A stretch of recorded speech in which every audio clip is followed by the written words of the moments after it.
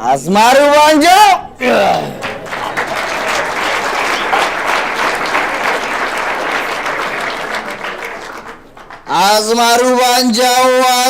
ባንጃው ጡመ ልሳን ድምፀሉ ባንጃው ሲያንቆረቁረው ሁሉም ይውጣል እየመረረ የተባለለት ድምፅ መሰለ እንዴ አዝማሪው ባንጃው። ዛሬ እኮ በጣም አሪፍ ግጥም እኮ ነው እማማ ልጣይሽ ጠጅ ቤት የሰጠው። ምን አለ መሰለ ሁሌም መንገዱ የጉዞ ስልቱ የጉዞ ምቱ እርምጃው ሁሉ ያዙሪት ዑደት ወጪ ወራጁ መልኩ አንድ አይነት አይደል። በዚያ በቃ መሰለኝ ከቀጠለልህና እኮ ፀሐይ ነኝ ብሎ እያጨለመ እየማገደ ፈውስ ነኝ ብሎ በየቁስሉ እየሰደደ አንዱ ባንዱ ላይ ስለነገደ ሁሉም አንድ ነው የመጣው ሆነ አልፎም ሄዳ አለላ። አቤት አቤት አዝማሪው ባንጃው እውነቱን እኮ ነው። አዝማሪው ባንጃው በትክክል እኮ ነው የዚህን ሰፈር ሁኔታ የሚገልጽልህ። እውነቴን እንደ አዝማሪው ባንጃውና እንደ መምህር ቅኔን ሰፈር የተረዳው የለም። አረ የዚህ ሰፈር ሁኔታ እንዴት እንደሚገልጽ ታውቃለህ? አንዱ መንገደኛ አግኝቶት ያወራሉ አሉ። ቀይ እንዴት ነው አሉ። እንደ ችሎቱ ነው ብሎ መለሰ። ተቆን ደግሞ የምን ችሎታ አመጣ ሲለው እንዴ ችሎቱ ነው እንዴ የቱ ሲለው ምላስ ከሳሽ፣ አይን ተከሳሽ፣ ጆሮ ምስክር፣ አፍንጫ ዳኛ የሆኑበት ችሎት ነው አለ። አራካው ምንድነው ከሱ የበለኝ ተካሰሱ አለው። ምላስ ከሰሰ፣ ምላስ አይንን ከሰሰ አሉ። ምን አለ? ጨውና ስኳር አንድ አይነት ናቸው ብሎ ሸውዶኛል ብሎ ምላስ አይንን ከሰሰ። እሺ ታዲያ እሺ እንዴት ጆሮ መሰከረ አሉት። አይ መራራነቱን ሰምቻለሁ አለ ጆሮ። እጄ አለና ሰሚው እሺ ዳኛ አፍንጫ ምን አሉ ሲባል እንዴ መጀመሪያው ነው አሽትታ አትለይም ብለው ፈረዱበታል። ያኛው በጣም ይገርማል፣ ምንም ግን አልገባኝም አለው። የታሪኩን የሚያወራው ሰውዬ ወንድሜ እኔም አልገባኝም ለዛ መሰለኝ ቡና በባዶ ምጠጣዋል።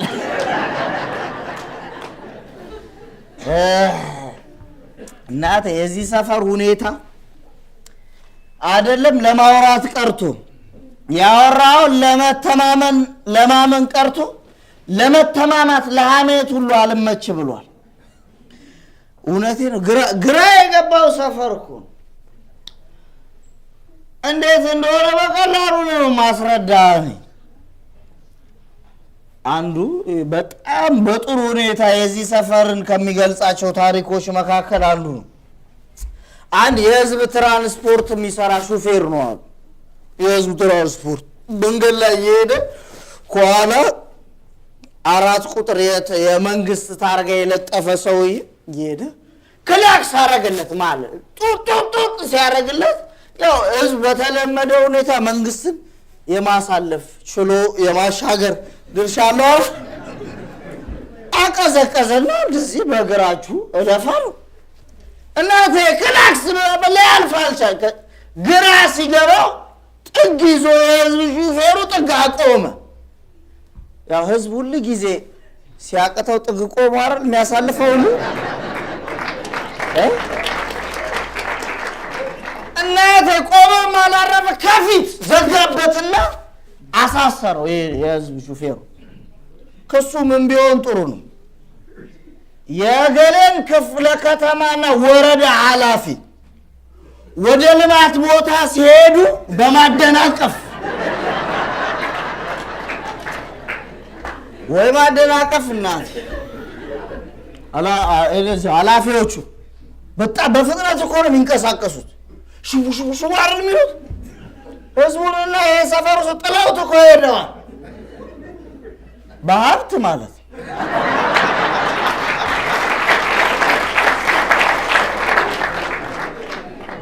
እናቴ አገሩ በሙሉ ሩጫ ላይ ሩጫ አገሩ በሙሉ ሰፈሩ በሙሉ መስተዳደሩ በሙሉ ከሩጫ ላይ ወዴት እንደሚሮጥ አያውቀውም እንጂ አሯሯጩ ማን እንደሆነ ሩጫ እንዴት ሆነ አይታወቅም እንጂ እየተሯሯጥን እኮ ነው። አቤት አቤት ሩጫው ከባድ ነው እናቴ።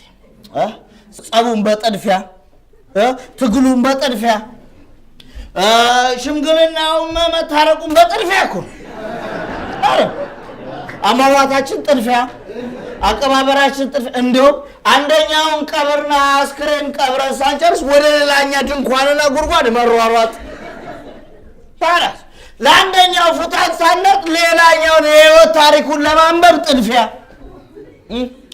ሙሽሮችን ገና የቀለበት ስነ ስርዓት አድርገንላቸው ድግሱ ሳያልቅ ሰማንያቸውን ለማስቀደር ሌላ ሩጫ። እናቴ በሽምግልና ስም በጋራ ያፈሩትን ንብረት አይደለም የመልስ እንኳን እድሜ የሌለውን የጥሎሽ እና የሰርግ ስጦታ ንብረት ለማካካል ሸንጎ ላይ እንቀመጣለን። አረ ጎበዝ አሯሯጥም እኮ አንዳንድ ጊዜ ሊሚት አለው። ወዴት እንደምንሮጥ ማወቅ አለብን። ሩጫችን ለምን እንደበዛ ታውቃለህ? የምንሯሯጠው ስለማንተማመን እኮ ነው። ታዲያ መተማመናችን በፍርሃት የተመዘነ አይደል? ይህን ካላመንከኝ ዞር ብለህ እቤት ሰፈር ውስጥ ያሉትን ጎረቤቶችን ከማን ጋር እንደማይተማመኑ ታውቃለህ? ከራሳቸው ጋር። የብዙ ሰው ቤት ካያችሁ ግንብ አለው አይደል? አጥር የድንጋይ ከዛ በግንቡ ላይ የጠርሙስ ክስካሽ ደርድረዋል ከላይ። ከዛ በሱ ላይ ደግሞ የአደገኛ ሽቦ ጠቅልለው በኤሌክትሪክ ከዛ በሁለት ፈረቃ የሚሰራ ጥበቃ አለ። ከዛ የምናምን አገር ትልቅ ውሻ ግቢ ውስጥ ለሰንሰለት ታስሮ ሲያበቃ ሳሎን ቤቱ በኮር ነው የሚዘጋው እና በካሜራ ከዛ ሳሎን ውስጥ እንደዚህ ሁለት ድክ ድክ የሚሉ ውሾች አሉ። ጓዳው በሰረገላ ቁልፍ ነው ያለው። ያልበቃ ብሎስ ደግሞ ራስጌው ጋር የተቀባበለ ሽጉጥ አለ። ከዛ በአልጋው ትይዩ በትልቁ በመብራት እንደዚህ አጅቦት አንተ ጠብቀኝ ይላል።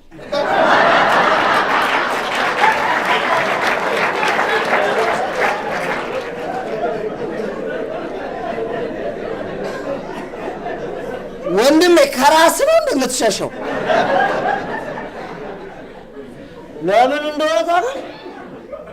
መተማመናችን በስጋት ላይ ተመሰረተና መተማመንን ገዝግዘን አረድ ነው። አሁን አለመተማመን እያስተራረደን ነው። ያለመተማመናችን ትልቁ ምክንያት ምን እንደሆነ ታውቃለህ? ብልጥ ነኝ ብሎ ማሰብ። እዚህ ሰፈር አይገርምህም?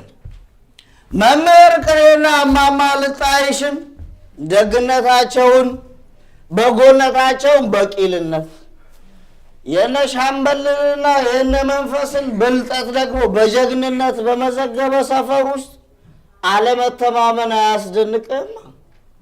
ወረስ አንዱ ነው አሉ እማማ ልጣይሽ ጋር መጥቶ ጠጅ ናፍቆኝ ነው ብሎ ነው የመጣው አሉ። ከውጭ ሀገር ነው የመጣው። ይገርሞታል። እማማ እዛ ውጭ ሀገር የግል እስር ቤትም ይባላል አላቸው። እና መንግስት እንደዚህ እስረኞች ሲበዙበት አውትሶርስ አድርጎ በጨረታ ያወዳድርና ያሸነፈው አካል በራሱ እስር ቤት ውስጥ እስረኞችን ያስተናግዳል። ፍርዳቸው እስኪያልቅ ድረስ ብቻ ያቆያቸዋል አላቸው። አንዱ ብድግ ብሎ ወንድሜ እኛም ሀገር እኮ የግል እስር ቤት ምናምን ልምድ ወስደን አለ አጠቃቀሙን ያልቻልንበት።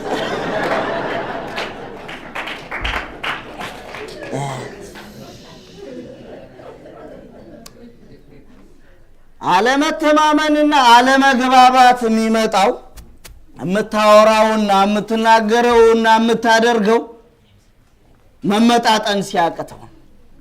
ያለመተማመናችንና የእምነታችን ጉድለት የሚመጣው ገና ከሐሳባችን ጽንስና ከንግግራችን መነሻ ላይ ስለምንናናቅ ነው። እውነቴን ነው። ይኸውልህ እነ መንፈስን አምነህ እጓዛለሁ ካልክ ከባድ ነው ወንድ። እንደ መንፈስ እንዴት ያደርገዋል መሰለህ? አንዱን ምን አሉት? እዛ ውጭ ሀገር ብትሄድ አሜሪካ አሉት ገንዘብ ዝም ብለህ ነው የምታፍሰው አሉት። በየመንገዱ ነው የምታፍሰው ብለውት ያለ የሌለ ንብረቱን ሸጦ ተበድሮልህ ወጣ ከሀገር። ልክ እዚህ አውሮፕላን ማረፊያ ጣቢያው እንደደረሰ ብር ወድቆ አይ ምን ቢጥር ኧረ ጎበዝ ገና ከመምጣቴማ ስራ አልጀምርም።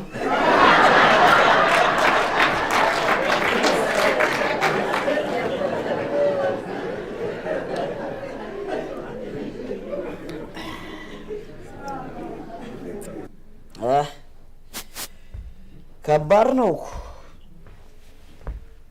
እንደውም እኮ እርስ በርስ ተፈራራን አይደል?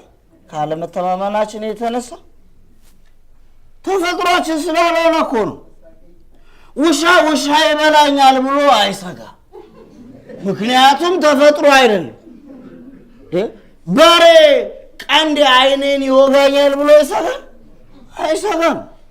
ታዲያ ሰው ለምንድን ነው ሰው ይበላኛል ብሎ የሚሰጋው? ተፈጥሮ ስላልሆነ ነው።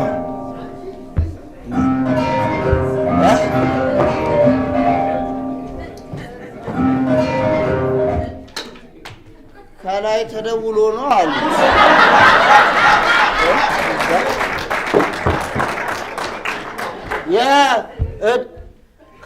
ከነሻምበል ቢሮ ተደውሎ እኮ ተደውሎ አልሰማሽም? ከላይ ተደውሎ አሉ። ትዕዛዝ እየደረሳቸው አንድ ሰውዬን ስልጠና ልከውት ነው ወደ ውጭ ሀገር አለቃው የመንግስት መስሪያ ቤት እና ይሄኛው ታማኝ አገልጋይ ነው አሉ። ውጭ ሀገር በስንት መከራ የተላከው ሰልጣኝ አለቃው ደውለውለት ይኸውልህ አንተ የሀገሪቷን ገጽታ እንዳታበላሽ ምግብ ስትበላ ምናምን እያነበብክ ብላ። ይሄ በእንግሊዘኛ የሚጽፉት ነገር ጥሩ አይደለም፣ አቧጨጓሬ እንዳበላ አለው። ይሄኛው ቀላል ሰው አይደል የተላከው። ምን ቢለው ጥሩ ምን ነካ? አቧጨጓሬ ብበላማ ድሮ አንተን እዛው አልበላም።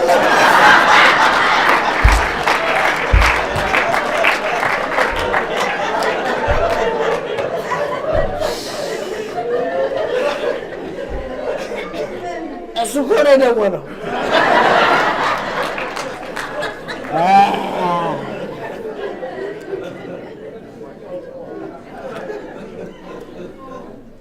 ያለመተማመናችንን መንገድ አየው።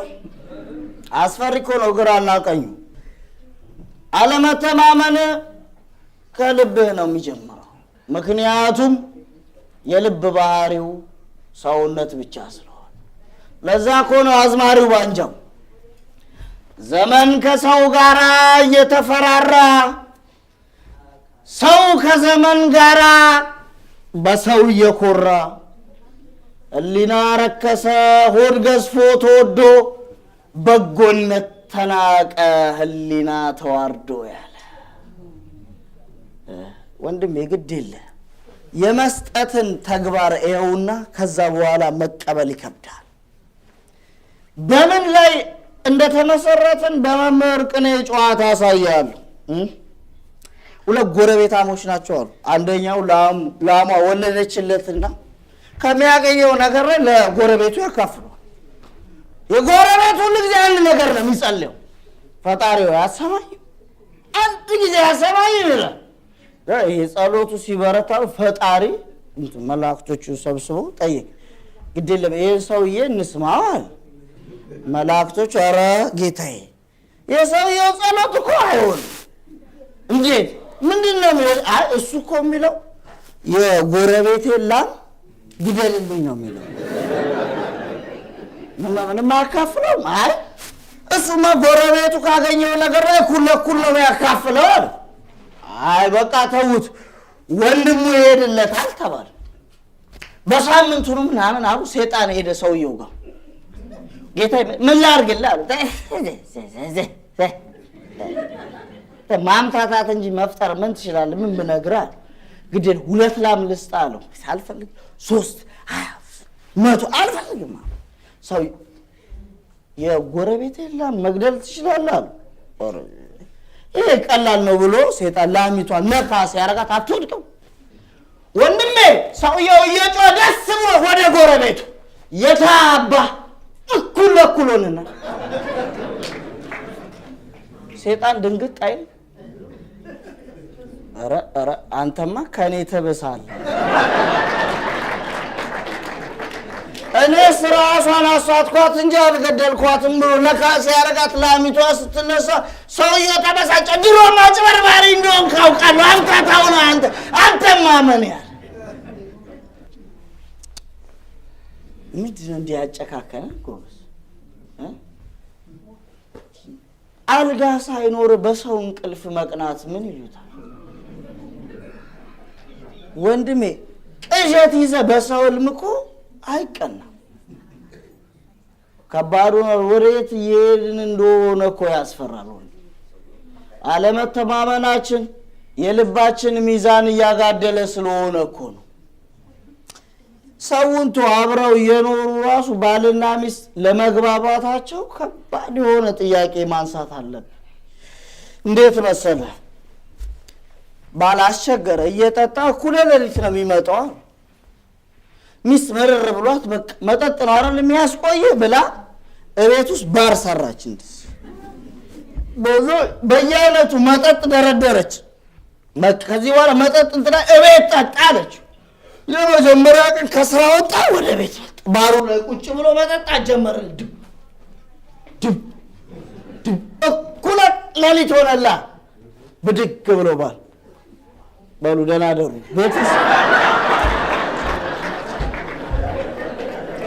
ቤተሰቡንና ልጆቹ ሚስት ግራ ገብቷት ምን ውዴ ምን ነው ስትለው ቤት እንቀይር እንጂ ሰው የመሸበ የጠጣበት አያድርማል። እንደውም እመነኝ ይሄ ሰውዬ መሀል ላይ የሚስቱን ስልክ ሁሉ ተቀብሏል። ሌላ ሴት መስላው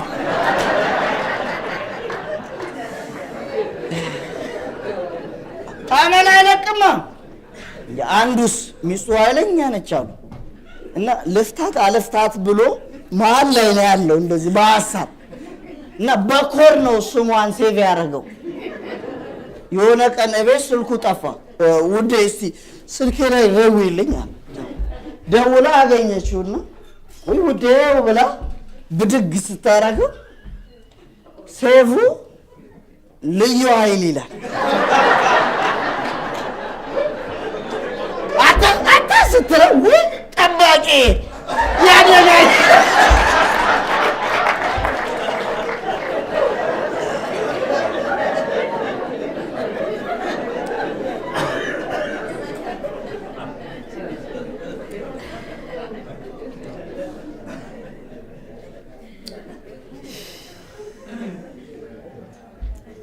ከራስ ጋር መከዳዳት እኮ መጥፎ እኮ።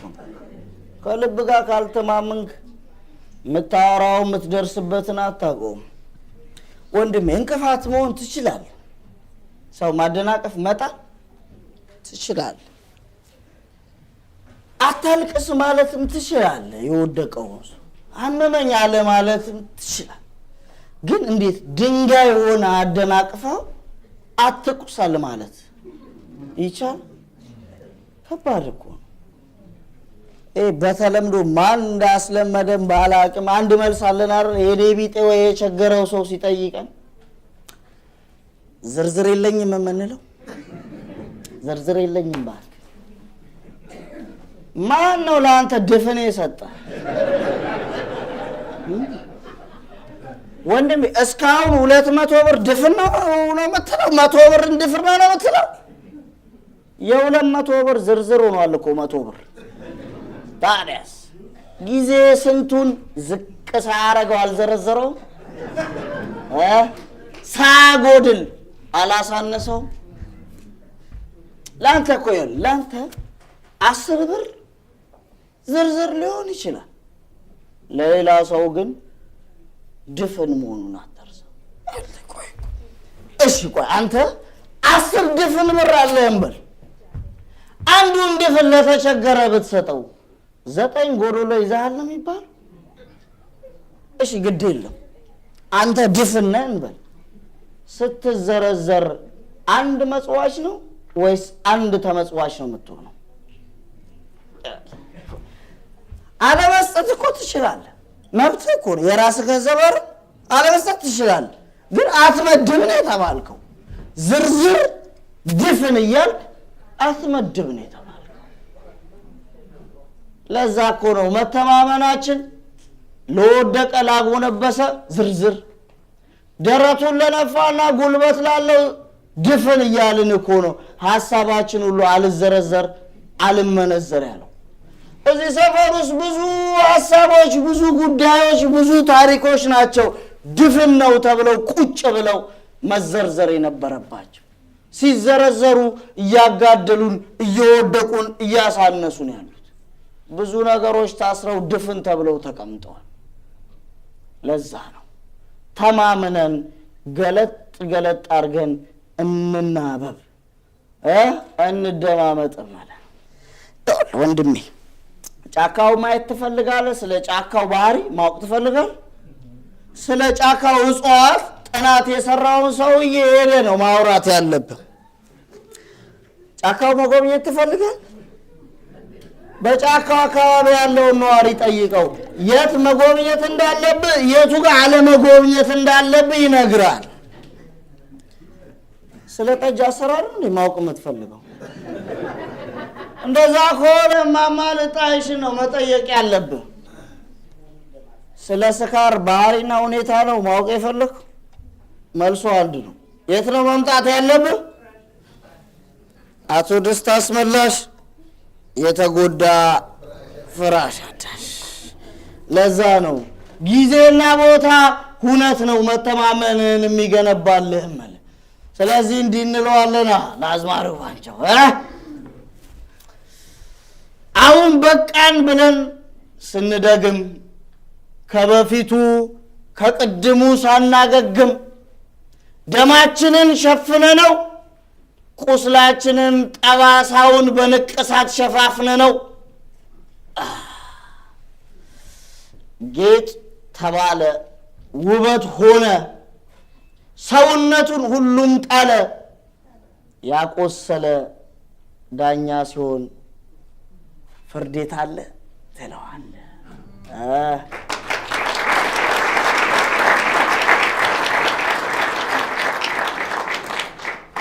መተማመናችንን ባጭሩ ላስረዳ እንቁራሪትና ጊንጥ እዚህ ባህር ዳር ተገናኙ አሉ ሊሻገሩ ሲሉ ከዛ ዋው ሞልቶ ጊንጥ ደነገጠች እንዴት ነው መሻገረው ስትል እንቁራሪት ነገረቻት ግድ የለም እኔ በጀርባ ያዝያ አሻግርሻል እባክሽ አንቺ ግን እንዳትነድፊኝ አለች ግድ የለም ማለት እንቁራሪት ጊንጥዬን በጀርባዋ አስላ ስትሻገር ውሃ ወዝወዝ ሲያረጋቸው ጊንጥዬ ንድፍ ተያይዘው እንቁራሪት ምን ነው ጊንጥዬ ተማመነን ተነጋግረን አልነድፍሽም ብለህ ስትል ጊንጥ ምን አለች ባህሬ ነው መናደፍ የት ላርገው ብለሽ ነው አለች